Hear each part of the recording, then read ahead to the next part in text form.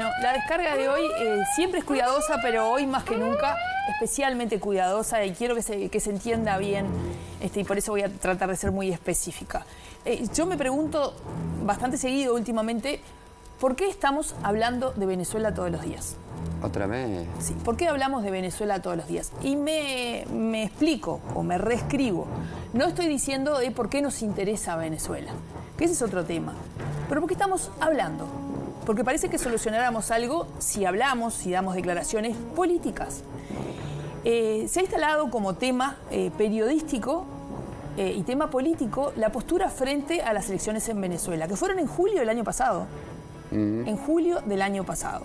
Y sobre las cuales el actual presidente electo, Yamandu Orsi, ya se manifestó. No sé si es una dictadura, pero lo que seguro no es una democracia. Ayer Fernando Pereira volvió a hablar como presidente del Frente Amplio de la postura que tiene el partido, hoy por hoy partido de la oposición al gobierno, de cuál es la postura frente a las elecciones en Venezuela. Hasta que se pronuncien dos cátedras, actores importantes de la visión internacional, que ninguno de los dos dijo que Maduro era un presidente electo, porque no se puede ratificar, ni el propio Maduro hizo nada para que podamos decir es el presidente electo de Venezuela. No vamos a aceptar esa, pero ¿qué postura toma el gobierno frente a esto? Yo no sabía que Cancillería tiene un Instagram, tiene una cuenta de Instagram, pero la tiene. Y el 4 de enero, luego de la visita de lo que ellos entienden es el presidente electo de Venezuela, que no es Maduro, hacen una declaración, y yo la tengo acá y la voy a leer, en la que son absolutamente claros cuál es la postura de Uruguay. Uruguay, Cancillería, gobierno electo en el 2019, ¿no? Entonces ellos dicen, el gobierno de la República Oriental del Uruguay saluda la visita del presidente electo de Venezuela, Edmundo González Urrutia, y reafirma su derecho a asumir este 10 de enero la conducción del gobierno de su país, como fuera conferido por la expresión soberana del pueblo venezolano el pasado 28 de julio. No hay dudas que el gobierno del Uruguay entiende que no solo no ganó Maduro, sino que ganó el otro contendiente, ¿no? Entonces no entiendo cuáles son las dudas. Porque es como que Lula estuviera preguntando que se manifestara el partido que perdió, cualquiera de los partidos que perdieron. El gobierno del Uruguay es claro cuál es la postura que tiene respecto a Venezuela. Pero voy a la prensa. ¿Importa qué piensan los actores políticos de lo que sucedió en la elección de julio? ¿Y si importa lo que está pasando en Venezuela? ¿Tenemos analistas internacionales en los informativos diarios? No he visto. ¿Tenemos corresponsales desde Venezuela contándonos qué está sucediendo? Porque la asunción del cargo fue el 10 de enero. Estamos a 22. ¿Alguien ha visto algún informe especial en Venezuela de cómo va el día a día? ¿Hemos enviado a algún periodista uruguayo a cubrir lo que está pasando allí? ¿Alguien ha visto algo de esto? Y la verdad que yo entiendo que para un montón de venezolanos que están en nuestro país viviendo, conviviendo y siendo parte de nosotros, es importante, y para nosotros también lo que sucede en un país vecino, en el que mi vecino de puerta es su país, además de ¿no? Entonces, si nos interesa de verdad Venezuela, hagamos cosas, muchas más que preguntar, periodísticamente estoy diciendo, ni siquiera digo como política porque no lo sé, pero hagamos cosas más allá de decir la opinión de un político, un diputado, alguien que quizás nunca pisó Venezuela.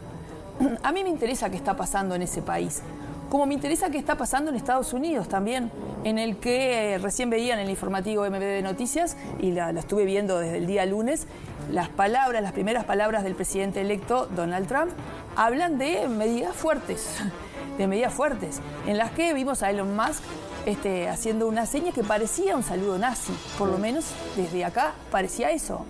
En el que estamos viendo en Bolivia problemas en Ecuador. Vimos también en Argentina noticias como ayer, el encuentro de un nuevo nieto desaparecido, pero también antes de eso un montón de medidas que van contra la verdad, contra la justicia, contra la recuperación de los derechos humanos, contra la vida misma de los pobladores de un país que está al lado de nosotros. ¿Cómo nos vamos a manifestar frente a cómo se manejan estos países? A partir del 1 de enero, Mario Lubetkin va a asumir como canciller y bueno, tendría para hablar tres columnas enteras de lo que es el prestigio de este señor, que bueno, lo último fue que estaba en la FAO, pero de verdad un periodista internacional que es un lujo para nuestro país tenerlo como canciller, y que va a ser una de sus tareas el relacionarse con los países más allá de las personas que siempre son de paso. Así que mi llamado es a busquemos enterarnos de qué está pasando en Venezuela, más allá de la opinión de Orsi, Juan Castillo, Fernando Pereira, Graciela Bianchi, Andrés Ojeda o quien sea. Me interesa qué está pasando en Venezuela y no tengo forma de saberlo en la prensa de nuestro país. Muy bien, señora Tania Tavares. Y bueno, yo como lo mencionó Tania Tavares, tenía pensado hablar de esto, que es esas cosas con sentimientos encontrados, porque es una gran alegría y es una gran tristeza a la vez. En Argentina se encontró la nieta, en este caso 139, que para que entendamos tiene cerca de 40 años.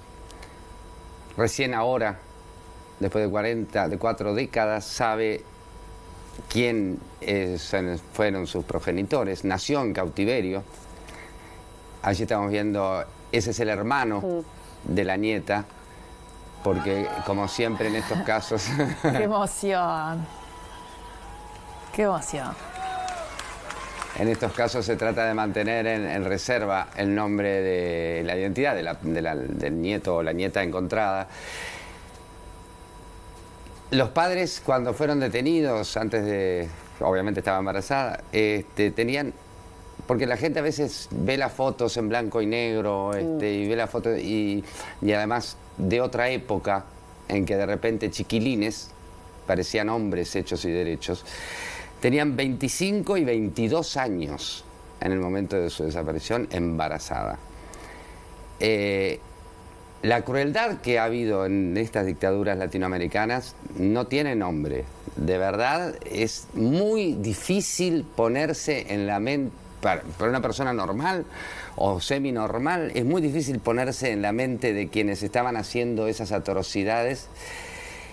¿Y por qué lo traigo a colación? Porque también es muy difícil ponerse en la mente de quienes hace 40 años, 4 décadas, tienen la verdad en sus manos secuestrada. Por eso siempre digo, esos pobres viejitos enfermos que están en un hotel 5 estrellas, lejos de su familia y que te tienen que dar lástima, son viejitos que hicieron este tipo de cosas cuando no eran viejitos. Son viejitos que hasta el día de hoy, todos los días se levantan y deciden, yo quiero seguir cometiendo este delito. Yo quiero seguir secuestrando la verdad hasta el día de hoy. Quiero tener esa gente secuestrada, porque están secuestrados hasta que reciben su identidad. Entonces, cuidado con hablar de esos pobres viejitos, tanto izquierdas como derechas, porque lo he sentido de todos lados. Cuidado con que nos dé lástima a esos viejitos que en realidad son asesinos, que en realidad fueron o ejecutores o cómplices o dieron la orden para todo este tipo de atrocidades. Cuando uno lo ve en otros países, en otras épocas, y me refiero al genocidio, obviamente, de la Segunda Guerra Mundial, pero ahí sí, hay que seguir recordándolo para que nunca más suceda, y hay que capturar, aunque tengan 90 años, y capturarlo y que paguen. Y si es acá, me dicen, vos tenés que dar vuelta a la página. No pienso decir más nada. Al que lo entiende, lo entiende. Señores, señores.